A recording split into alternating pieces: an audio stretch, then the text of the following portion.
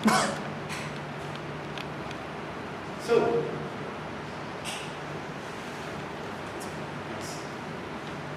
watching the movie Crouching Tiger and Hidden Dragon is like watching Superman. Characters stand where they are with no seeming attempt to jump, raise their swords and fly away. Well, at least in Superman, you get to hear up, up and away. So why did I watch this movie?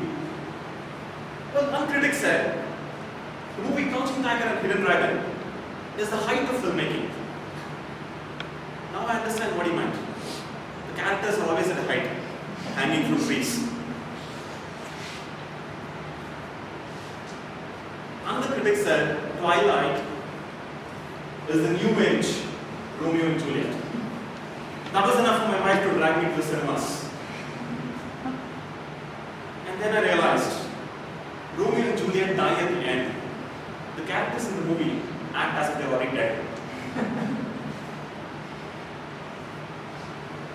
Ladies and gentlemen, movies are like women.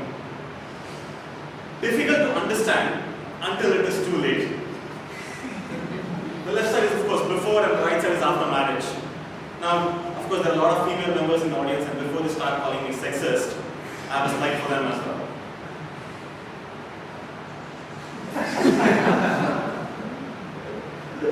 Very true on a Sunday for me. So before you watch a movie, right, you get to hear all kinds of right noises being made. The movie is going to be a blockbuster. It's a definite super hit. Must see, 5 stars. And then you go to the cinemas and watch the movie. This is what you get.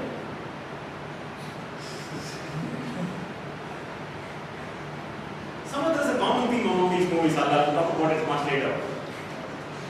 So what makes a movie great? A typical movie follows the matrix structure. Now this matrix structure is completely unscientific. It has nothing to do with the BCD or G matrix that you've heard and read about. It comes from the experience of a person who has watched a lot, and I mean a lot, of Hollywood movies. Yours truly. It defies convention. It does not build a movie into action, comedy, thriller, tragedy, so on and so forth. The movie matrix will tell you exactly why a movie was worth the time and money you spent on it or not. So here it is. At the bottom left quadrant, we have simple and pure fun. One of the best examples that I could think of for this quadrant is the movie Tremors. How many of you here have seen this movie, Tremors? Wonderful, I have an audience. This was a B-grade, low-budget movie starring Kevin Bacon before he became famous. And the movie was about underworld deadly creatures that are attracted to vibrations. So the movie's premise was simple. Make less noise, kill creatures, and have fun along the way. Let's watch a small clip from this movie.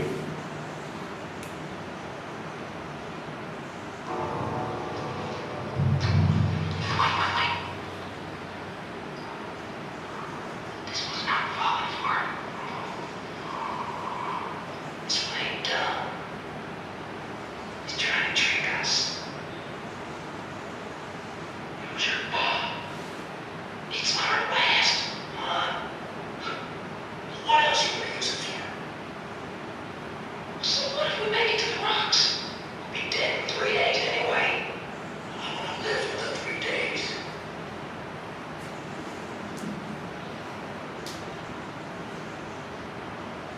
So which other movie do you think falls into this category?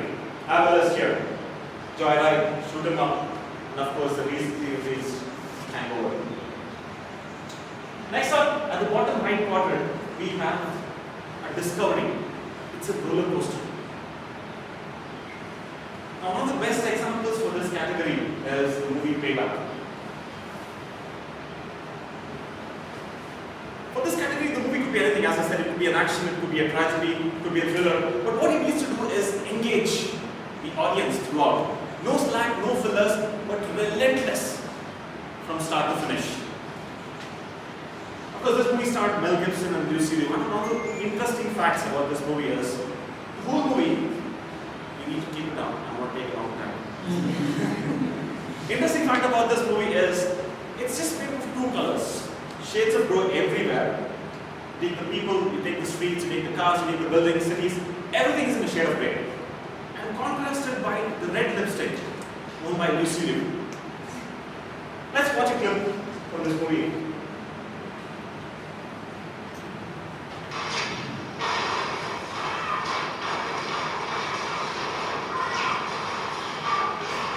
Watch it, no other shade, but just red and black.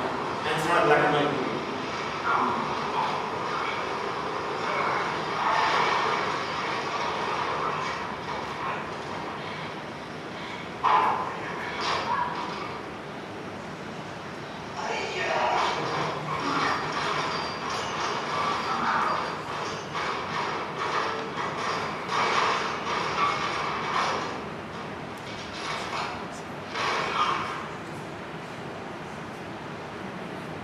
No, what makes this movie so great is the pace.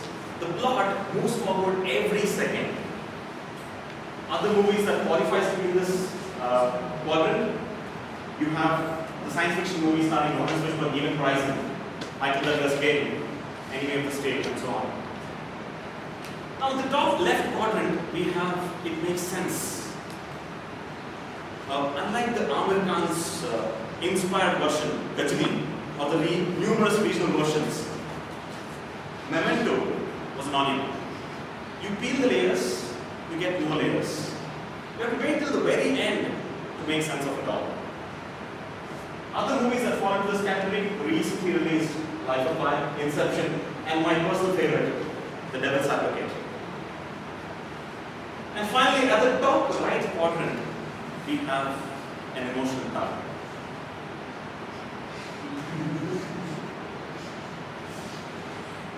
When Rose lets go of Jack's hand, and when Jack sinks in the abyss of the Atlantic Ocean, we all felt a sense of sadness, a loneliness, an emotional doubt. Let's watch this famous scene from the movie Twilight.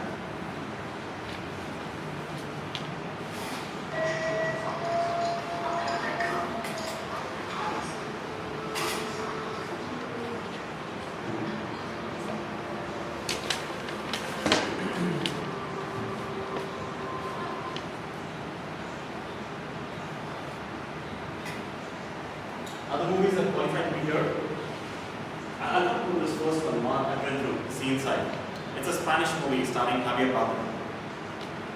It's a real life story about a quadriplegic person who is disabled from neck down, loss of sensory and control. And it's a story about this person for 30 years.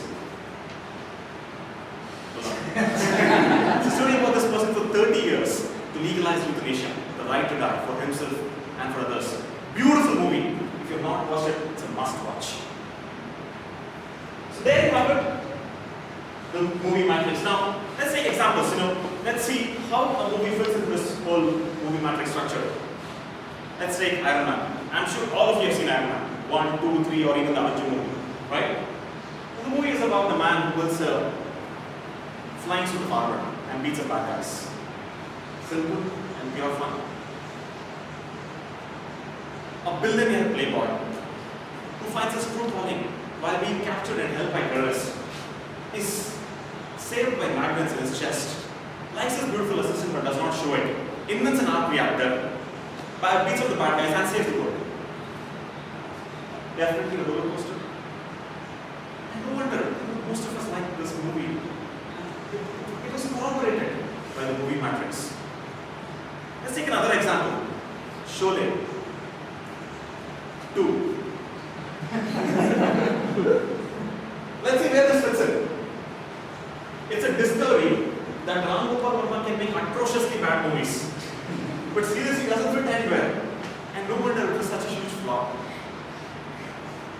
But by the way, this movie was released in the US. It was translated to English and released in the US. You know what it was called? Fire? No? Saleh. Any guesses? Saleh. Ram Gopal Varma's Indian Flames.